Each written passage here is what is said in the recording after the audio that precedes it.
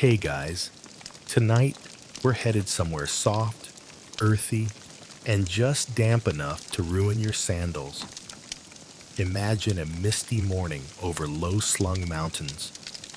Rice paddies ripple with the touch of a breeze. In the distance, you hear a rooster that sounds like he hit snooze too many times. Villagers, silhouettes in straw cones and cloaks, shuffle across wet fields. It smells like steamed barley and old rain. Welcome to medieval Korea, where even getting drenched had a strategy. You'll want to brace yourself, because tonight we're diving deep into the design philosophy behind one of the world's most boring yet brilliant garments, the humble straw raincoat. And no, you probably won't survive this if you're allergic to math, rain, or pastoral metaphors. But that's the charm, isn't it? So before you get comfortable, take a moment to like the video and subscribe, but only if you genuinely enjoy what I do here. And while you're at it, drop your location and the local time in the comments below. I always love seeing where you're listening from. Now, dim the lights. Maybe turn on a fan for that soft background hum. And let's ease into tonight's journey together. It starts with a sound, the soft tapping of rain on hollow stalks. You blink awake on a wooden floor, your breath puffing in the cool morning air. Outside, gray clouds wrap the valley like a thick blanket. You hear it before you see it. The rustle of straw on straw as the villagers walk by, covered head to toe in rainwear that looks like someone turned a haystack into a hoodie. No umbrellas here, just juk-ui, or bamboo raincoats, and saikdong cloaks made from stitched straw panels. Each coat sways with a geometric precision that's oddly soothing. Triangles overlapping, layered flaps pointing downward like shingles. You notice how nothing clings. The rain flows off these coats like water on lotus leaves. You step outside, joining the procession of quiet feet through slush and moss. One old man offers a nod. His cloak reaches his knees and flares out like a thatched roof. His straw hat is tied with a cord under his chin and has just enough tilt to suggest decades of experience dodging downpours. You start to wonder, how did they make these? And more curiously, why do they work so well? Mainstream historical fact. By the Goryeo dynasty, 918 to 1392, Korean farmers and commoners had developed highly functional straw raincoats designed specifically to repel water by angling fibers in geometric patterns. These designs were not random. They reflected a deep cultural emphasis on harmony between form and function. That harmony reveals itself in the rhythm of the day. Even in the rain, work continues. You pass women laying bundles of grain under broad eaves, shaking off the dew. A child sits near a shallow pool, folding paper into a triangle, just like the ones on his father's raincoat. It isn't a toy. It's practice. You follow a path down a slope toward a creek. There, a group of men are inspecting strips of straw, soaking them just enough to become pliable, but not mushy. They twist them into cords and align them in repeating chevrons. Someone hums. Someone else offers a joke you don't understand, but laugh at anyway, because laughter's contagious, even in the rain. Then you spot the overseer. He's a lean man in indigo robes, sleeves rolled, barefoot in the mud. He carries no tools, just a piece of charcoal and a flat stone. With a few swift strokes, he sketches a series of lines, equilateral triangles, overlapping arcs, something suspiciously close to a grid. Balance, he mutters. Always balance. If the angle is too wide, the water slows. If it's too tight, it sticks. This is the mathematician tailor. Not everyone believed in his methods. But here, in this particular village, geometry is as trusted as prayer. Quirky tidbit. Some Korean raincoats were designed with hidden folds that, when flipped out, created small gutters, redirecting water away from sensitive spots like the inner elbow or neck. They called this the dragon's blink, a nod to mythical creatures flicking water from their scales. You squat beside the tailor, watching him test the fall of rainwater across a prototype cloak. He tilts it ever so slightly, and a single drop travels an elegant zigzag path before flicking off the edge with a satisfying plink. Everything that falls, he says, can be guided, even storms. Historians still argue whether such tailors worked with formal geometric theory or simply developed patterns through centuries of trial and error. The line between math and intuition here is delightfully blurry. Later in the afternoon, you help lay out the finished cloaks to dry. Each one is subtly different. Some with more curve in the shoulders, others with extended lower flaps for kneeling farmers. The colors are muted but warm, saffron threads hidden in the weave, edges tied off with teal string, occasional embroidered knots meant to symbolize rain gods being kept politely at bay. The old man from earlier returns to collect his coat. He lifts it like an old friend, shaking it once, then slipping it on with the practiced grace of someone who's done it 1,000 times.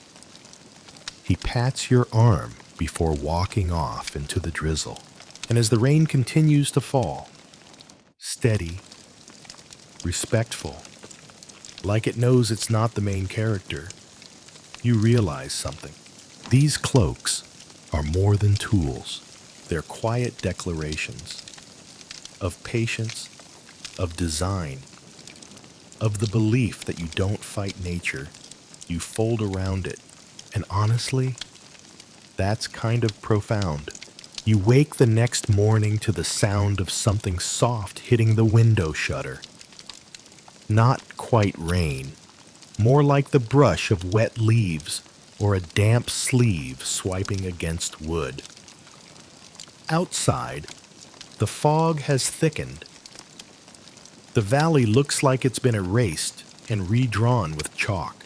The tailor is already up. So is everyone else, apparently. You hear low chatter and the rhythmic thud of weaving combs tapping straw into place. You follow the sound toward the weaving shed. Inside, it smells like wet reed, pine smoke, and old stories. The ceiling beams are strung with bundles of straw, some golden, some pale green, others already darkening from last week's storms.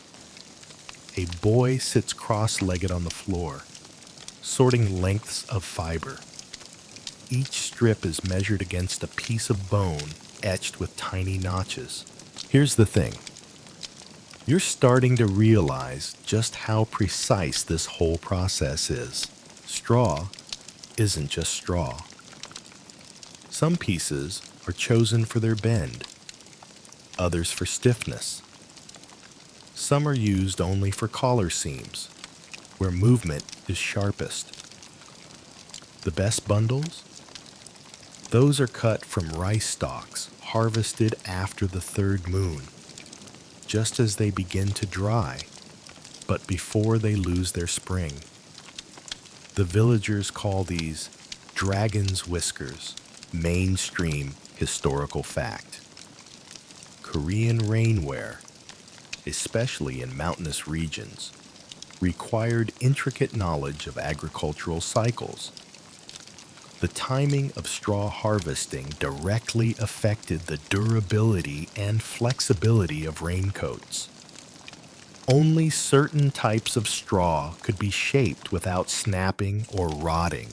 You sit beside a woman who is looping cords through a circular wooden form. She hums while she works, but it's not for your benefit. It's how she keeps time. The rhythm of the weaving is meditative. Over, under, pull, tap, repeat. You feel like you're watching someone perform a spell. And maybe, in a way, you are. Because when she finishes a single sleeve, she holds it up to the light. It curves like a crescent moon and drips water from the morning dew. Even unfinished, it's beautiful. The boy beside her whispers, "It's supposed to look like a turtle shell." And he's right. Now that you look closely, the weave forms tiny hexagons, each one angled downward, overlapping like scales. There are no straight seams, only curves. That's when it clicks. These raincoats aren't designed just to repel rain. They're built to mimic nature. Turtles, pine cones, roofs, even the way a duck's feathers shingle when wet. It's not just engineering, it's imitation. Quirky tidbit. One regional design used a spiral weave on the back of the coat, believed to confuse the rain spirits by forcing them to chase the pattern in circles until they gave up. It didn't work, but it made for excellent party conversation. Later that afternoon, you walk with the tailor to a field where elders are testing a new rain hood prototype. It looks like someone mixed a bishop's mitre with a roof tile. One elder stands under a bucket of water, nods solemnly, then pours it over himself. The water runs cleanly down the ridges and flares out from the bottom like a little waterfall. Another elder claps once, approval. You help collect the discarded scraps. Bits of straw, broken cords, a single fig half-eaten and forgotten on the ground. The tailor stops suddenly, squints at a piece of damp cloth and mutters, "This angle's off. It needs to catch, not hold." He sketches in the mud with a finger. Triangles again. Always triangles. You ask him why. Why not squares? Circles? He shrugs. Because rain isn't polite. It needs to be redirected, not invited. Historians still argue whether geometric principles were taught formally or passed down through apprenticeships. Some claim monks embedded sacred geometry into raincoat design as a form of divine balance. Others say that's just what happens when you give farmers too much time and too many storms. You head back toward the village as the fog begins to lift. There's laughter in the air now, light, warm, like bread just pulled from the hearth. A girl runs by with a straw skirt on her head, pretending to be a cloud. Another kid throws pebbles onto a raincoat and watches them roll off in different directions, yelling victory every time one falls off clean. You realize this isn't just crafting, it's culture, memory, a daily defense turned into quiet pride.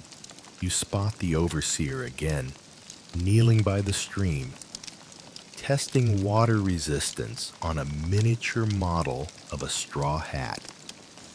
It looks like a doll's umbrella. You half expect him to say it's for a ritual. Instead, he hands it to you. For your dreams, he says. Even the sky listens better when you're covered. And somehow, in this sleepy, rain-slicked corner of the past that makes perfect sense, you wake up to distant drum beats echoing between the hills. Except they're not drums. They're wooden mallets pounding fibers into thin, flexible sheets. Another part of the raincoat process. You stretch your arms, still stiff from yesterday, and make your way outside, where the rhythmic thuds guide you toward the village's drying yard. Here, under a canopy of gauzy woven netting, workers are layering soaked mulberry bark over smoothed boards. Each layer is tapped gently but firmly until it's pressed flat and bonded. The process takes hours, sometimes days. And they call it papering the sky, a name that feels oddly poetic. Mainstream historical fact. Medieval Koreans were among the earliest innovators of hanji, handmade paper made from mulberry trees.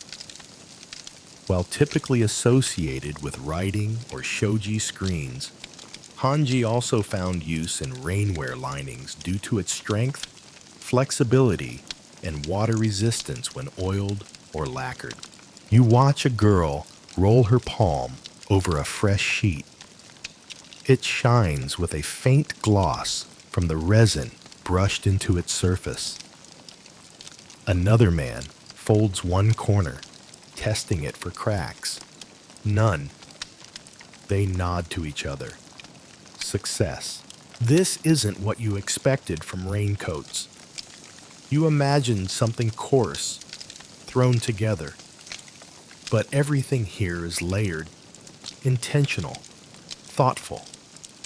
From the fibers, to the angle of the seams, to the handmade papers stitched between straw layers like invisible armor. You crouch next to a boy who's rubbing fish oil into the dried paper. The smell isn't great, unless you're a cat, but it seals the fibers, making them nearly impermeable. He uses a circular motion, singing a little song under his breath about rain bouncing off rooftops. Want to try? He asks, handing you the rag. You hesitate, but then why not? The rag is slick in your hand. The paper beneath is rough but yielding. As you rub, you notice faint lines painted across it. Mathematical lines. Someone's etched angles and arcs. A guide for the next step in the shaping process. You ask the boy who drew them. My grandfather, he says. He dreams in triangles. And that checks out. Because geometry is everywhere here. Not just in the raincoats, but in the layout of the drying yard. In the string lines drawn taut across the beams to hang samples. Even in the way the oil is applied, outward from the center in spirals. Quirky tidbit. One preserved fragment from a scholar's coat showed secret messages written between the inner paper layers. Tiny blessings or jokes only the wearer would know about.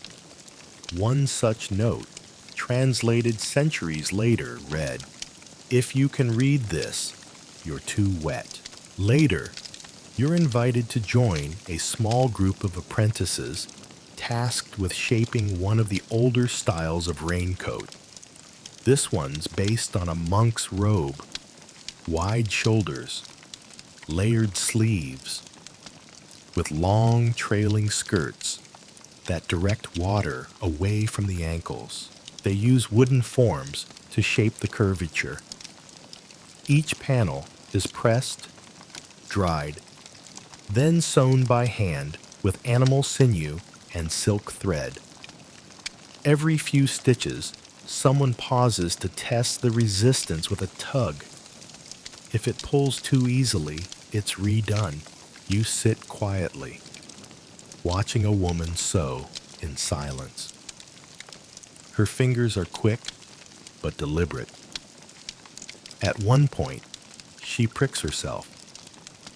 A single drop of blood lands on the straw, but she wipes it gently, smiles, and says, "Now it knows I worked for it."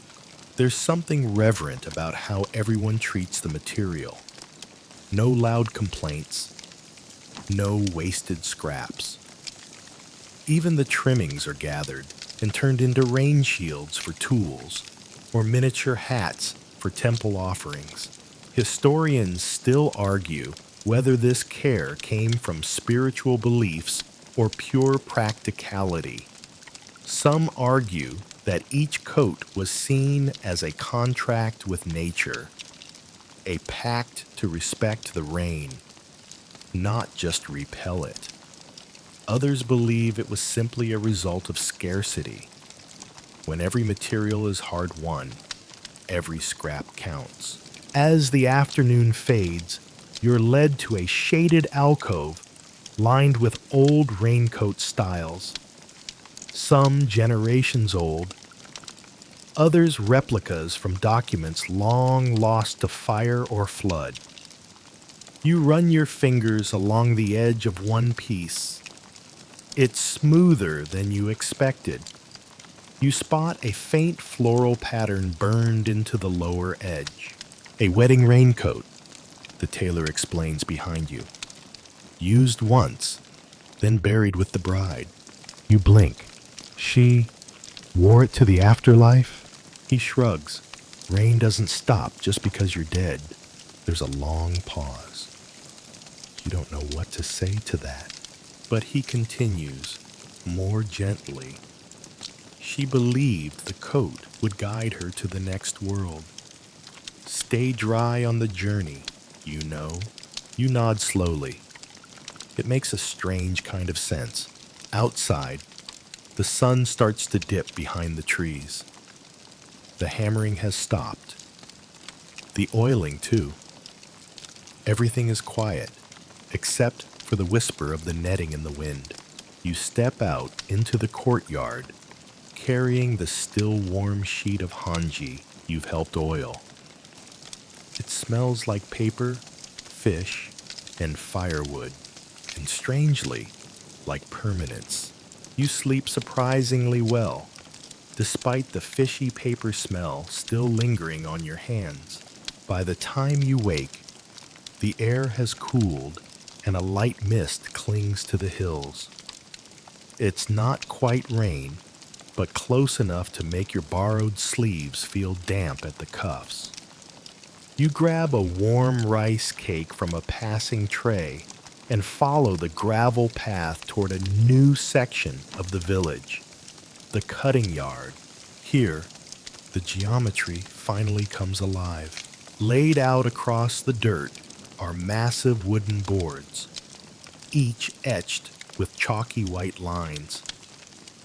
Some are smooth arcs, others are complex triangles, polygons within polygons.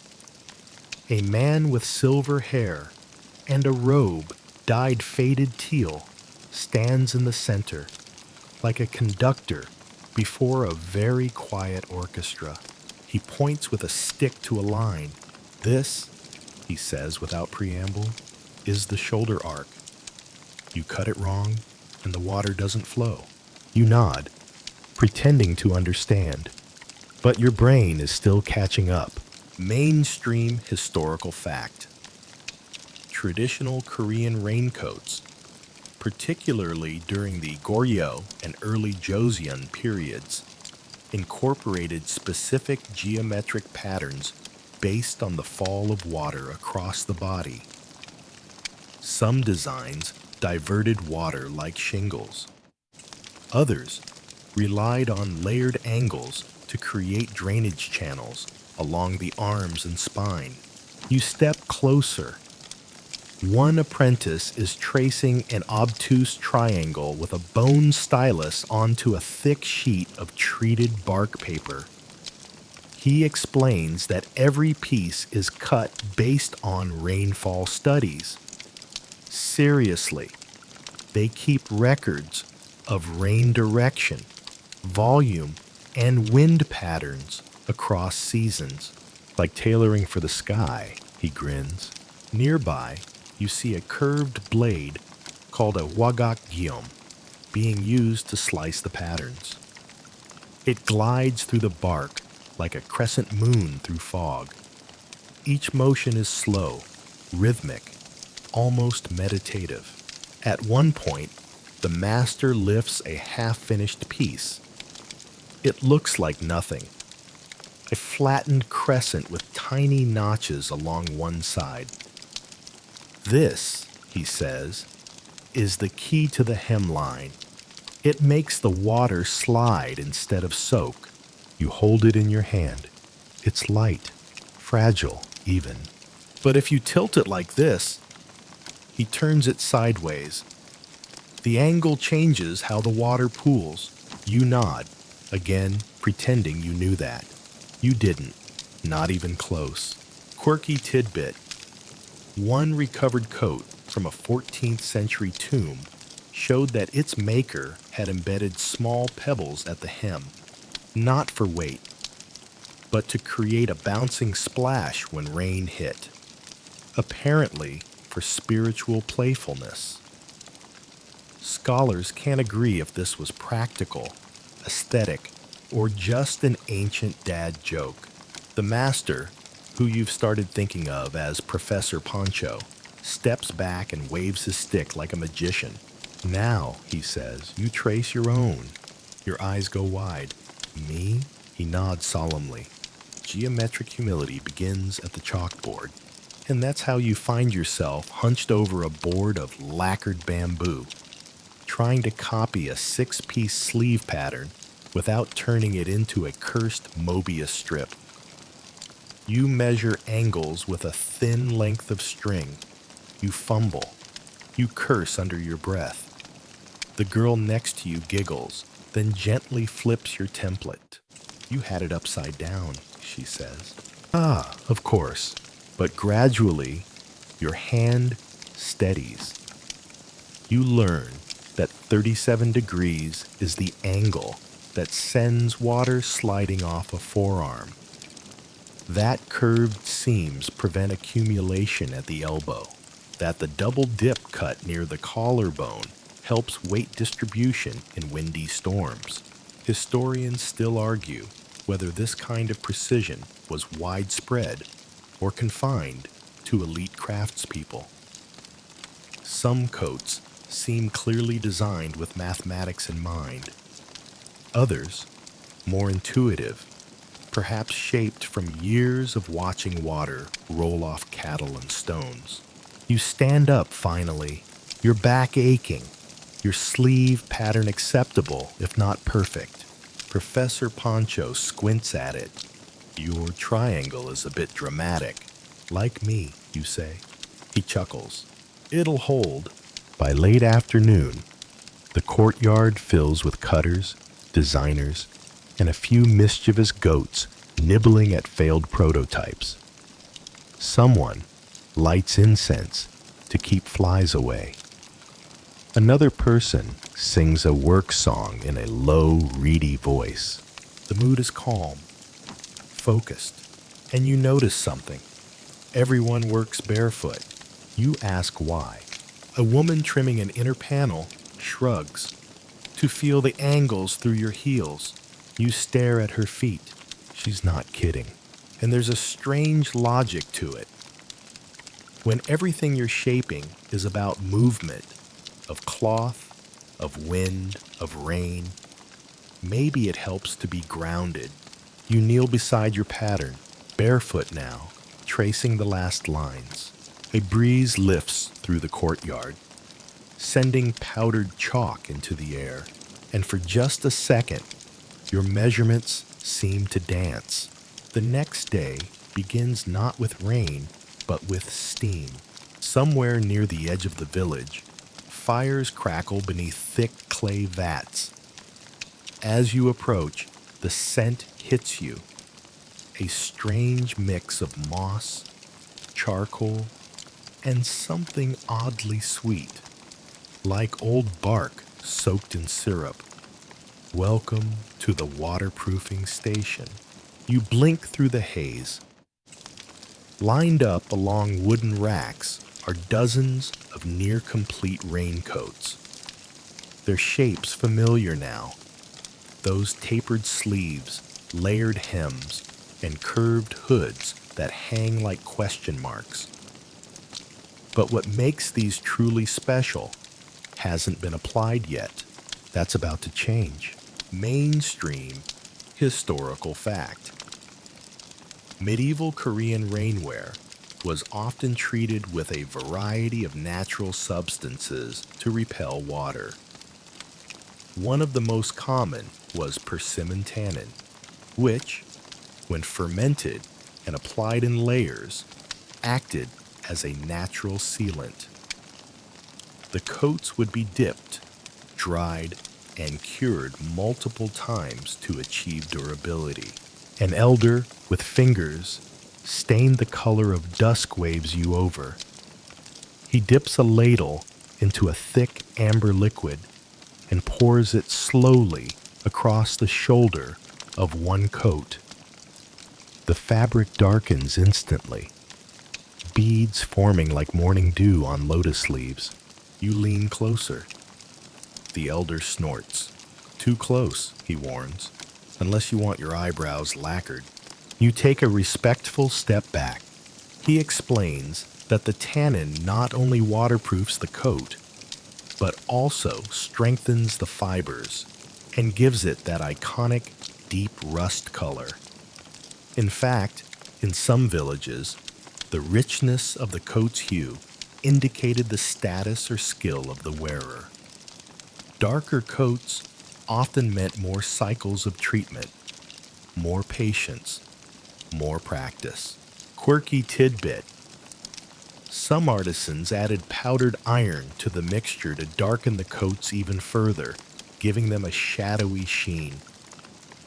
One infamous coat, preserved in a temple archive, is so black it was rumored to make the wearer invisible during monsoons. Spoiler, it did not. You try your hand at the ladling process and immediately spill a little over the side. The elder doesn't scold you. He just hands you a soft reed to wipe the mess.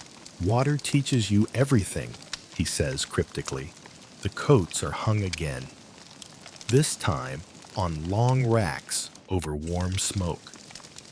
Not fire, smoke. It curls around the fabric like a gentle whisper, helping the tannin cure without drying the coats too fast. Rushing leads to cracks. Cracks lead to leaks. Leaks lead to shivering monks and soggy regrets. As the coats cure, workers chant. It's not a formal song, more like a murmured rhythm passed between the mouths of people who know when to speak and when to breathe. You sit near the fire pits watching. One man carefully folds a finished coat, then unfolds it again, checking for stiffness, spotting any uneven coloring, ensuring no warping in the seams. It's not just about waterproofing. It's about harmony, symmetry, balance. Historians still argue whether these rituals were rooted in science or spirituality? Did they chant to mark time, to honor rain, to soothe their hands during repetition? Whatever the reason, the rhythm sticks in your ears. You catch yourself humming. By mid-morning, the first finished coat is tested. A boy, maybe 10, dashes out into a nearby stream, wearing a hooded version dyed deep saffron. He runs back and forth, arms flapping, water spraying from his sleeves like a pair of miniature fountains. When he finally returns, the coat's exterior drips, but the inside, bone dry. Everyone nods. It's a quiet victory. They hand you one next. It smells like smoke and earth and old fruit. And when you slip it on, the weight is surprisingly light. The hem brushes your calves. The sleeves end at your wrists. It fits like a promise. Carefully measured, patiently shaped. You turn your palms upward, and the sky responds. Not dramatically, of course. No thunderclap, no lightning bolt of approval. Just a single, shy drizzle that begins to patter across the rooftops. You raise your hood, and you smile. It works. The drops slide across your shoulders like pebbles rolling down glass. No leaks, no cold trickles. Just you, wrapped in geometry and tree juice, standing in soft rain with a dumb grin on your face. A girl nearby laughs at you. "First drizzle?" she asks. You nod. She pulls her own hood up and whispers, "Now wait for real rain. That's when they sing." You glance up. Overhead, clouds bloom like ink in water, and beneath them, a courtyard of carefully stitched, mathematically enhanced raincoats sways like a field of upright petals, drinking in the weather they were born to resist. It happens in the dead of night. You're dozing in the guest hall, nestled between sacks of barley and a cushion that smells suspiciously like fish sauce, when the sound reaches you. A soft rustle, rhythmic and low, like parchment brushing against skin. You rise, candle in hand. You follow the sound through narrow wooden halls and down a flight of stone steps slick with rain seep. At the bottom, you find it, a hidden workshop, glowing with the golden hush of lantern light. And inside, an old woman stitching a raincoat in silence. Mainstream historical fact. In some Korean monastic communities, raincoats were not merely utilitarian, but meditative tools. Objects that reflected the maker's patience, intention, and even spiritual alignment. Tailoring was a devotional act. She doesn't look up, but she speaks. "You came to see how we weave the silence," she says, her fingers threading waxed twine through overlapping layers of oiled fabric. You sit across from her, the light catching the fine gleam of shell gold patterns stitched into the hem. They're not decorative, not really. Just small geometric flourishes, like a hidden compass etched in the folds. You'd almost miss them. "These lines," she says, "they help channel the rain, away from the heart, down toward the earth." You stare closer. It's subtle. Tiny ridges sewn with deliberate slope, directing water in a controlled flow. Every stitch is a slope. Every curve is a map, quirky tidbit. Some surviving raincoats from the Goryeo period contain patterns believed to be based on early astronomical charts.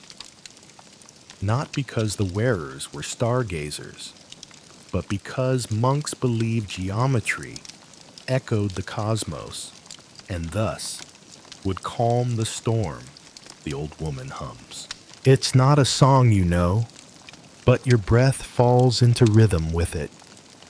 You watch her knot the final loop on the sleeve, tug it tight, then trace the finished edge with her palm. It's not waterproof yet, she murmurs, but it's ready for its first prayer. You raise an eyebrow. She smiles faintly. Waterproofing is just one layer. Before that comes intention. And then she lifts the coat to the wall and hangs it next to dozens of others, each unique, each marked with faint traces of their makers. One coat has red silk lining. Another, sewn initials so tiny they look like the legs of ants. A third has a single drop of wax, hardened in place, never scraped off. These coats are more than armor, they're diaries. Historians still argue whether tailors back then actually believed in these rituals, she says, not looking at you. But it hardly matters, does it? The rain fell either way. She pours you tea from a kettle balanced on a coal pan.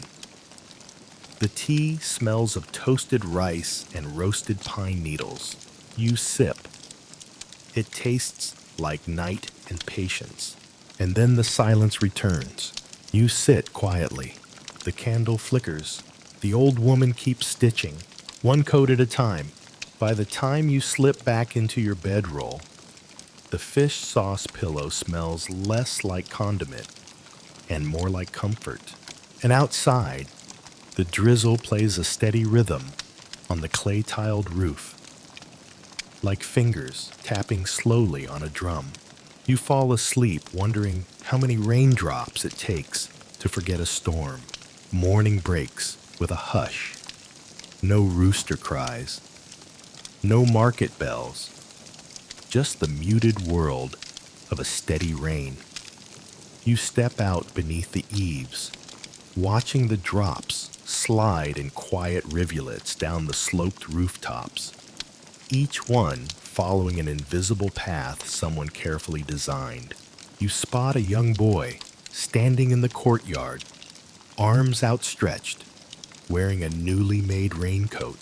It's boxy, a little too large, but it works.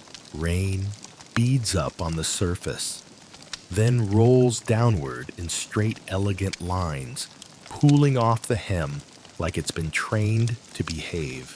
Mainstream historical fact. In the late Goryeo and early Joseon periods, Korean raincoats were often designed not only to repel water, but to guide it. Using sloped seams, overlapping flaps, and tapered stitchwork to redirect rainfall away from the torso and joints. These techniques were surprisingly advanced, predating Western equivalents by centuries. You step forward to join him, adjusting your own borrowed coat. The sensation is strange, like wearing moving geometry.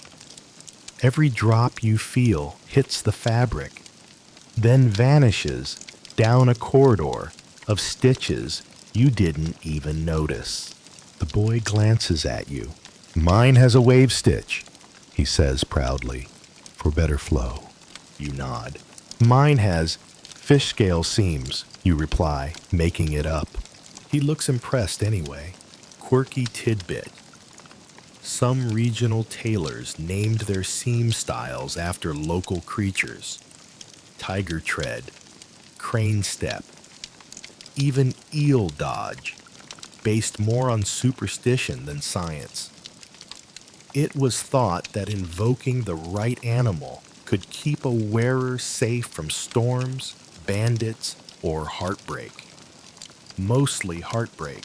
You both splash through puddles, testing out your raincoats in a kind of unspoken game. The challenge is simple. Stay dry, look cool, and walk like you've choreographed your steps with the water's fall. You're terrible at it. He wins every round.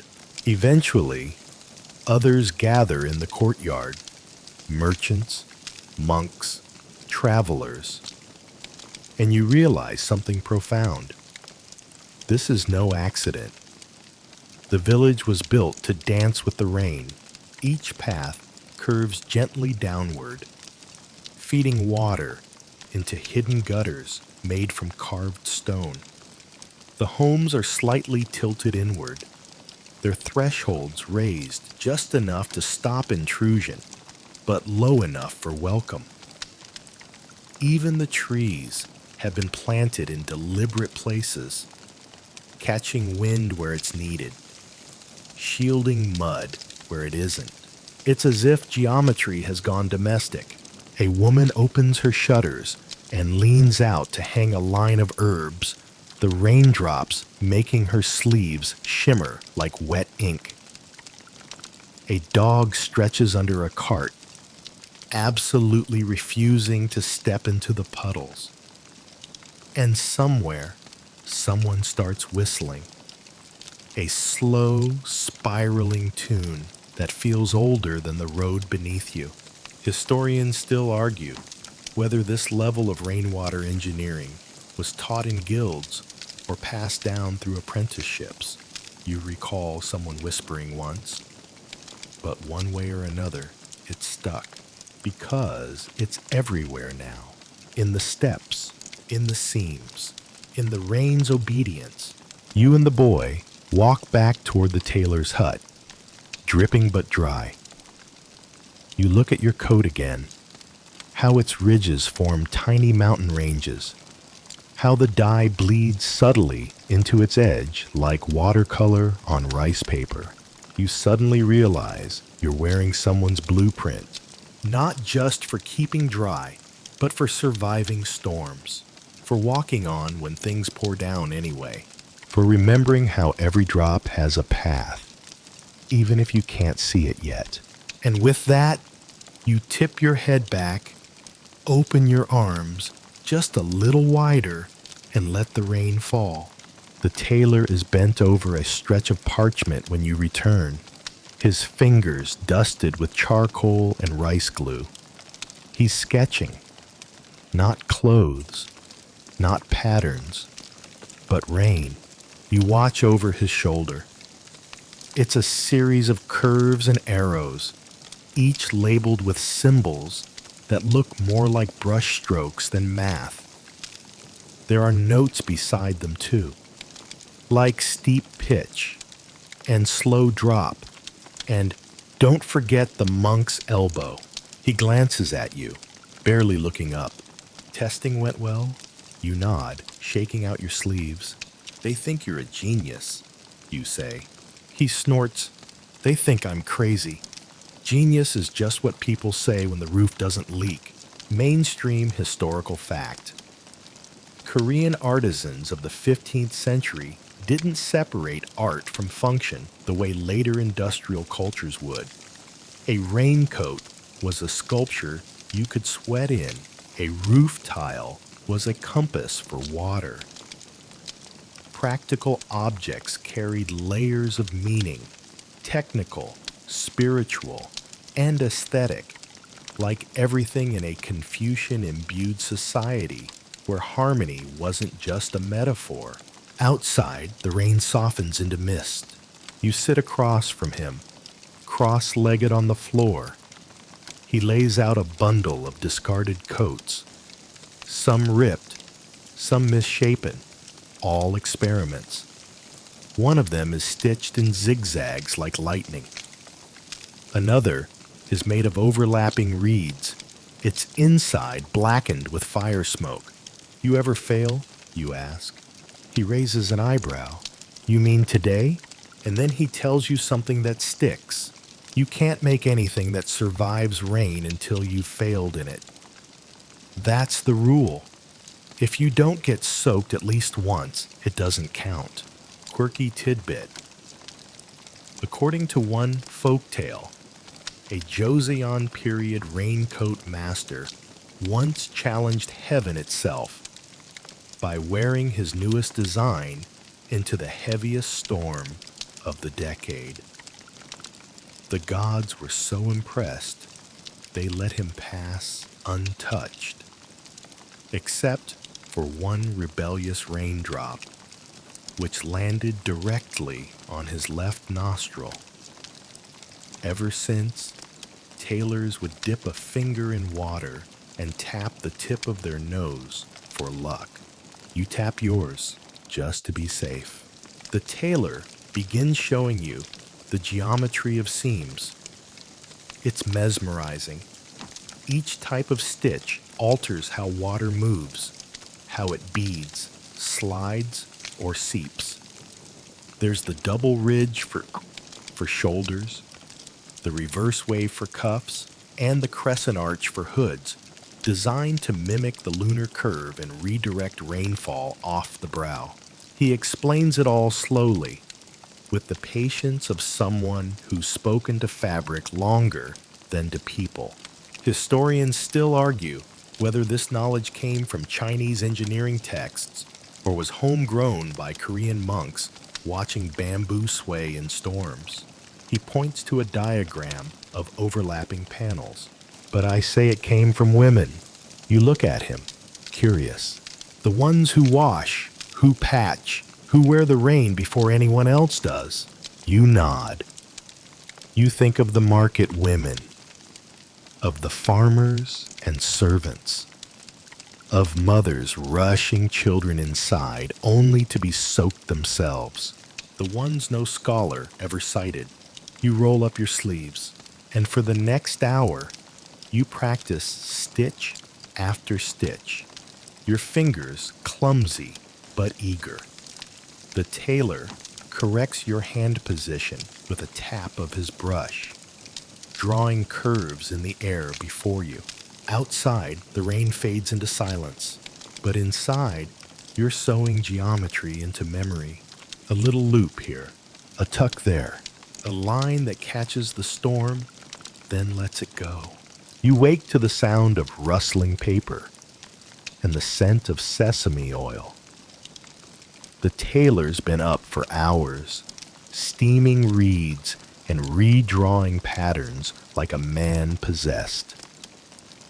A kettle murmurs on the coals, and he hums something between a lullaby and a warning.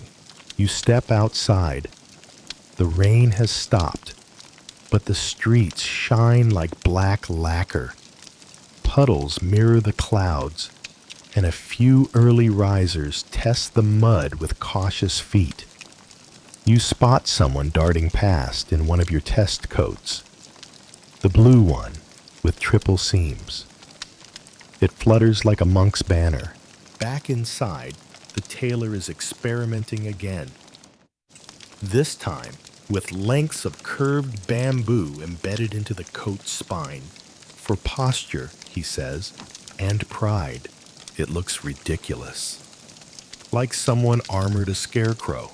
But when he puts it on and stands in the yard, the effect is sudden and startling. He looks taller, firmer, like someone who could speak to rain and be heard. Mainstream historical fact. Korean scholars and artisans during the Joseon dynasty often borrowed ideas from nature, bamboo in particular. Its natural arc, strength under tension, and hollow core made it the model for everything from calligraphy pens to fishing traps. Applying its structure to clothing wasn't just clever, it was inevitable in a society that saw harmony with nature as the ultimate sophistication. You're sent to fetch a few more materials: mulberry bark fiber, some spare toggles, and, oddly, a handful of pebbles. Balance weights, he explains, stops the hem from flapping. You watch him attach them. Small stones, sewn into tiny pockets along the edge of the coat, like secret ballast. A gust of wind picks up, but the hem barely stirs. Quirky tidbit. Some superstitious villagers believe that if a pebble sewn into a raincoat moved during a storm, it was a sign of an approaching ghost. Tailors sometimes painted tiny red symbols inside the seam to bind the spirit, just in case. You're invited to paint a charm yourself. The brush feels too big in your fingers. You dab a crooked spiral, meant to be a swirl of protection, and the tailor just nods. Ugly works, he mutters. So do lies, so do prayers. Later, a delegation from the palace arrives. No ceremony, just two officials with serious brows and matching gray robes. They inspect the raincoat like it's a battlefield map. One of them jots down notes in a scroll with alarming speed. The other murmurs something about emergency distribution potential. The tailor shrugs. Not for war, for weather. They don't reply. You offer them tea. They decline. One says, this could change shipping schedules across the coast. The other says, or save 100 rice harvests. Neither says thank you. After they leave, the tailor folds the coat carefully, like a sleeping child. Historians still argue whether inventions like this ever truly reached the peasantry or stayed hoarded in palatial stores. One coat in a flood is a miracle. 100 is logistics, and logistics are slow. But you don't care. You saw that woman wearing it, saw how dry her shoulders were. That night, you try on the latest version, the reed-backed, pebble-weighted, triple-stitched wonder, and step into the drizzle like you own it. The rain slides off you, the sky notices, and for once, it does nothing. The next morning, the tailor wakes you by gently kicking a scroll toward your face. Field test, he says. You blink. Another one? He nods. Rural. Long walk. Pack barley cakes. You trudge through the town's western gate, wearing your latest coat, indigo-dyed, watertight, with a secret inside. Thin lines stitched along the back in a perfect geometric grid. Not for fashion, for reinforcement. Like ribs under skin. By midday, you reach the village of Duan. It's quieter than you expect, nestled between misty hills, with roofs like hunched turtles and dogs that bark just once and then regret it. The villagers gather around as you explain the coat's design. One man pokes the seams with a stick. A child tries to crawl under it. You shoo her away gently. Mainstream historical fact. During the late Goryeo and early Joseon periods, Korea's rural farming communities often served as early adopters and testers of court-approved technologies, from seed varieties to irrigation tools. Rain protection was crucial for rice growers who worked knee-deep in water for hours at a time. The village elder, a hunched woman with 5 teeth and infinite opinions, insists on wearing the coat herself. It droops a bit over her shoulders, but she straightens up as soon as the drizzle starts. Doesn't make my bones wet, she announces. Good. You stay the night in a spare room. Your bed a mat with just enough straw to insult your spine. Rain drums against the roof like 1,000 tiny fists. You dream of tailors sewing clouds together. At dawn, you wake to laughter. The children are wearing smaller coats, crude copies made overnight from old sails and scrap silk. They run between puddles like ducklings, chirping with pride.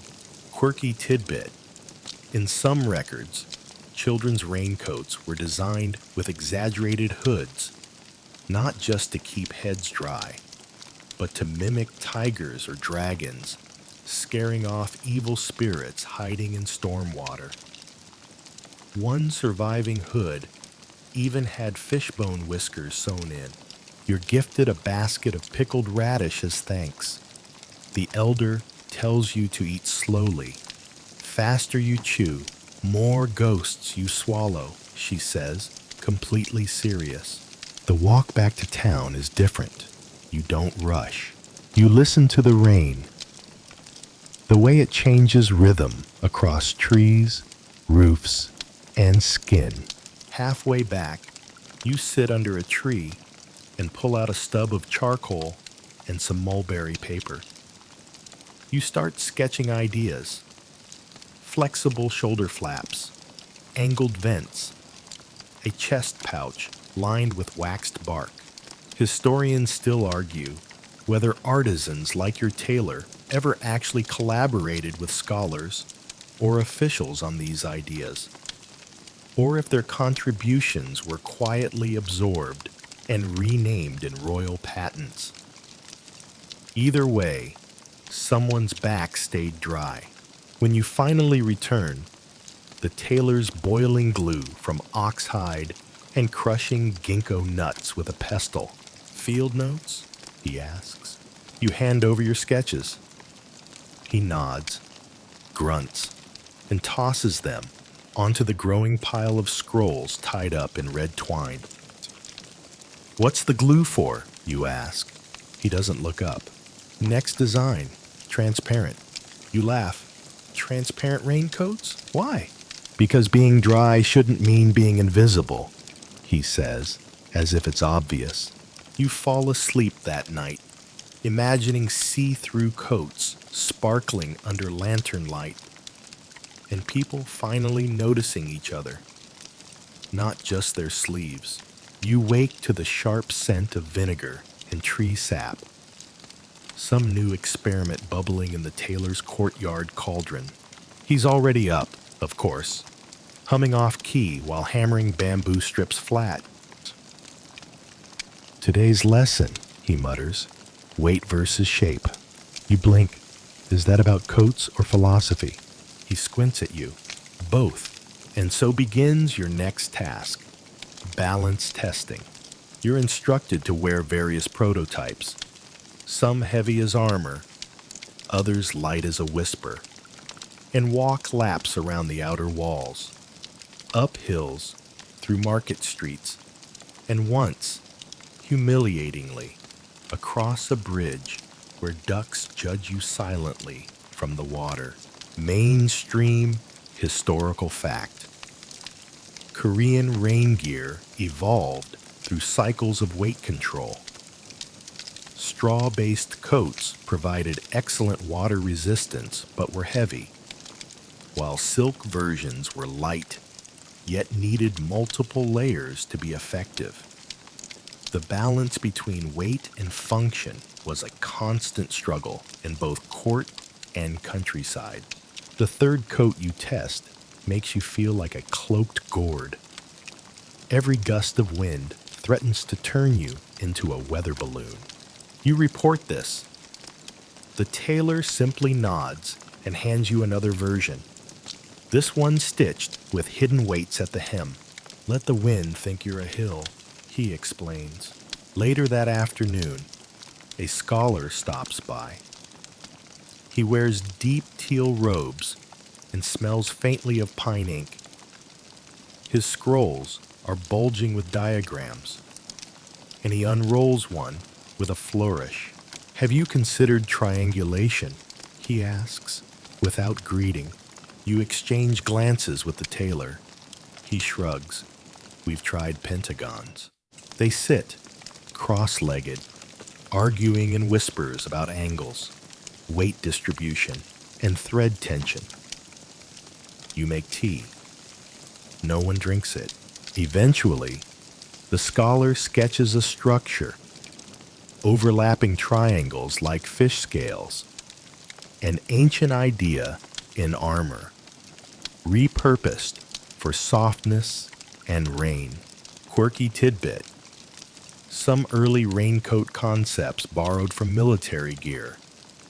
Korean generals in the Goryeo dynasty used leather armor reinforced with scale patterns, which some artisans later mimicked using cloth and lacquer to improve water flow along garments. You spend the evening helping them fold test cloths into geometric patterns. Your fingers ache. You stab yourself with a needle and bleed a little onto the design. Good omen, the scholar says. The best patterns are written in red. You're not sure if he's joking. Historians still argue whether artisans or scholars deserve more credit for these innovations. The truth? Probably neither. Farmers, soldiers, and washerwomen all contributed, often silently, often without name. That night, you find yourself thinking about triangles, not as math, but as protection. How 3 points can make a stable shape. A cover, a shield. You dream of a coat that folds itself when it senses thunder. In the morning, the tailor catches you sketching again. He looks over your shoulder, nods approvingly, and says, "We'll call that one the whisper shell."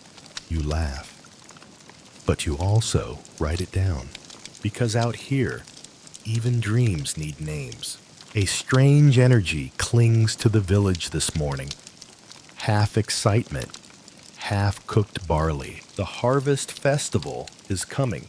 And while technically unrelated to your raincoat mission, everyone seems to believe that this year's event must feature a fashion show, not of silks or ceremonial robes, raincoats. You choke on your breakfast porridge. The tailor beams. We need to prove function is form. You eye him. We're parading waterproof sacks? He leans in. Geometric masterpieces. And that's how you find yourself wrangling a group of teenagers, convincing them to wear test prototypes made from stitched flax, lacquered bark, and a very experimental mushroom leather that smells faintly tragic. One girl declares her triangular cloak a personal cloud fortress. Another boy accidentally invents a convertible hood that doubles as a lunch pouch. The rest are mostly just giggling, rain-resistant blobs. Mainstream historical fact. During the Joseon dynasty, clothing had strong symbolic value. Garments indicated rank, profession, and occasion. Though raincoats were primarily utilitarian, artisans sometimes added decorative stitching or symbols invoking protection and fertility, particularly for festivals or market days. You spend hours practicing a clunky walk and turn with the group. The tailor insists each coat be introduced with its geometric inspiration. Behold the saffron prism. While someone strums a gaiagium in the background, you are not sure if this is science or theater. A passing monk chuckles from the roadside. Your runway is muddy. The tailor bows. So are the heavens. We adapt. Later, you help paint small gilded triangles onto a coat hem, an homage to the scholar's scale theory. One of the teens suggests painting a cloud instead. Another suggests a smiling frog. By sundown, you've got a full coat mural featuring frogs fighting umbrellas with spears. It is glorious. Quirky tidbit. There are records of children in rural Korean villages crafting festival coats made of straw and petals during monsoon season. less for actual rain protection, and more as whimsical displays of resilience and laughter. The night before the festival, thunder grumbles on the horizon. Of course, the tailor says nothing. He just hands you a reed lantern, pats the prototype rack, and murmurs, "Let's see if geometry dances." The next morning, the rain comes. Not hard, just steady enough to ruin paper dragons and unshingled stages. But your models, they march. Coats glistening, raindrops sliding down waxed fibers, triangle-stitched hems barely flapping. People cheer, children laugh. One old farmer wipes his eyes and says, "I'd marry that frog cloak." Historians still argue whether raincoat development in Korea was practical first or ceremonial first. But that day, watching a muddy field turn into a shimmering parade of cleverness, you realize it doesn't matter. Rain never asked for permission, so humans responded with art. You'd think the raincoat parade would be the end of the journey, but no. The next morning, the scholar returns, hair slicked, mood unreadable, and asks a single question. What happens when geometry fails? You blink. You mean when a triangle gets soggy? He sits. No, when the clouds don't behave, when the angles no longer matter, when the math is perfect and the rain still soaks through. Well, that's a new flavor of existential dread. He rolls out a parchment and sketches what looks like a very sad spiral. It's a symbol of uncertainty, of nature rejecting the box we place her in. You glance at the tailors, who are mid-pickle break. Should I be concerned? Only if you want answers. Turns out, this is the scholar's next obsession: failure design. He wants to test raincoat prototypes in failure. Punctured, misaligned, half-waxed, worn inside out. Because true mastery, he mutters, requires knowing how something breaks. Mainstream historical fact. Korean scholars in the late medieval period often engaged in controlled failure studies, particularly in civil engineering and textiles. Bridges were intentionally overloaded. Fabric was boiled and bent. It wasn't sabotage. It was insight. You spend the next week turning into the kingdom's most polite chaos agent. You punch holes in hoods.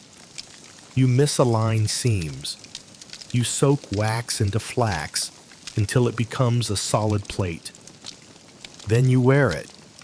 Then someone throws a bucket of water on you.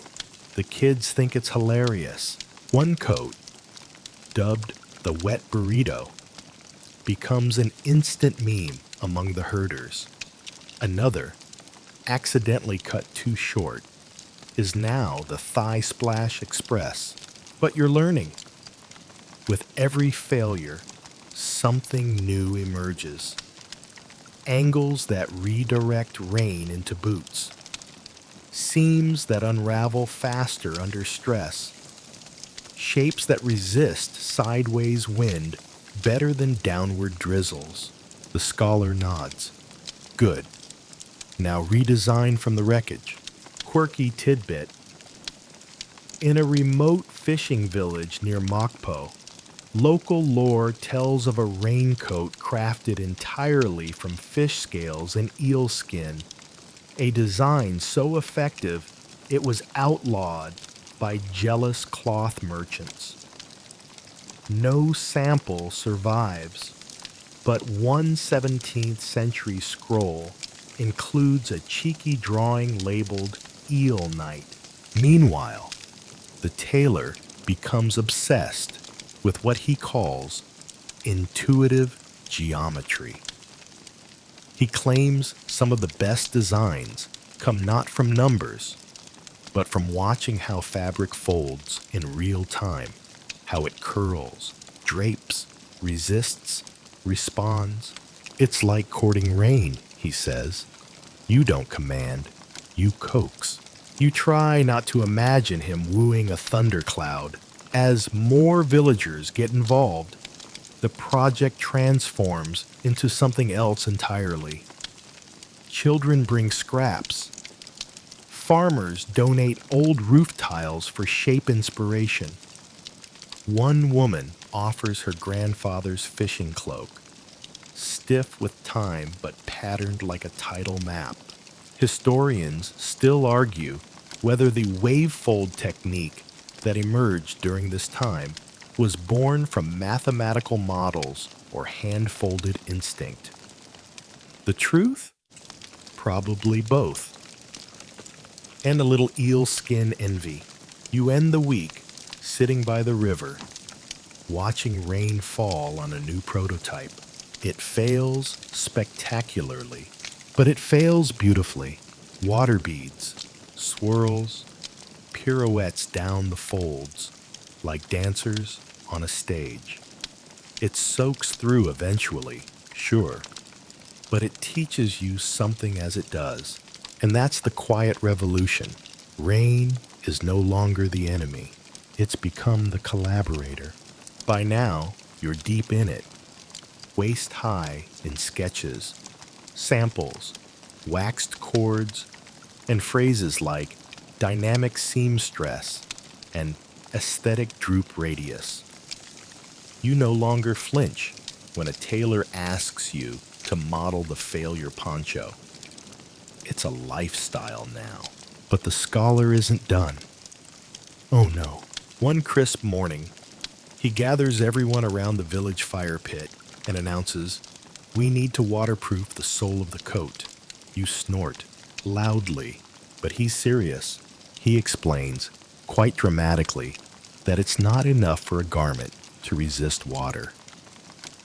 It must also withstand doubt, fatigue, and the subtle erosion of purpose. You begin to suspect he hasn't slept in 3 days. Still, the tailors are on board. They start embroidering charms, tiny spiral knots for luck, little triangles to anchor the mind.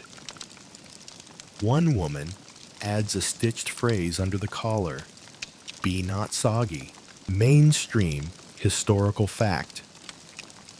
Embroidered charms, symbols, and protective mantras were common in traditional Korean clothing, particularly during the Goryeo and Joseon dynasties. While many served spiritual purposes, others were simply motivational or familial. You helped test the soul coats in increasingly theatrical ways. One is worn during an actual thunderstorm while reciting a poem about resilience. Another is buried for 3 days, then worn straight from the mud as a symbolic rebirth.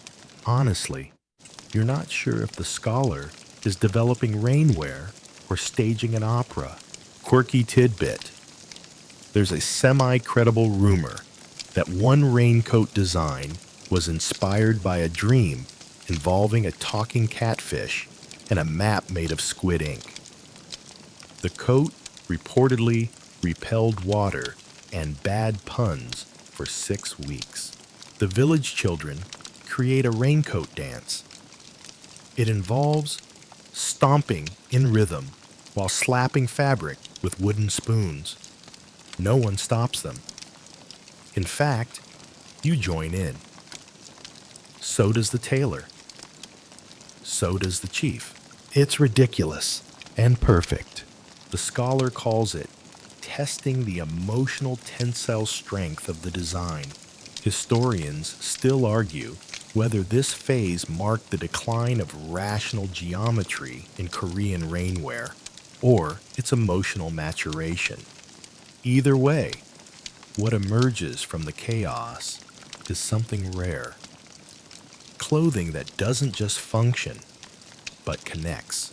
Each coat now tells a story. One's made from recycled grain sacks, still printed with the names of harvest gods. Another is dyed a faint violet using the juice of a stubborn root known for surviving droughts. The village healer wears one with 8 hand-sewn pockets, each holding a different herb. You realize these are no longer mere garments. They're armor against indifference. You stand in the rain wearing one. It's not perfect. Some water sneaks in at the collar. Your left elbow gets weirdly damp. But you feel held, like the rain sees you and chooses mercy. And that's when the scholar finally rests. He sits beside you, half soaked, smiling in a way that suggests every ruined seam, every flopped prototype, every goat that chewed through the flax string was worth it. Geometry, he whispers, was just the beginning. The next morning arrives, not with a bang, but a soft hiss of dew slipping from the eaves. You rise slowly, your muscles sore from the night's stomp dancing and philosophical tailoring. The village is quiet, not empty, just still. That kind of calm that feels like a held breath before something new. You stretch, glance at your half-dried raincoat draped over a fence post, and grin. It smells like wet grass and pride. Then the scholar finds you. He's holding a scroll. Of course, I've made a map, he says, and you immediately regret smiling.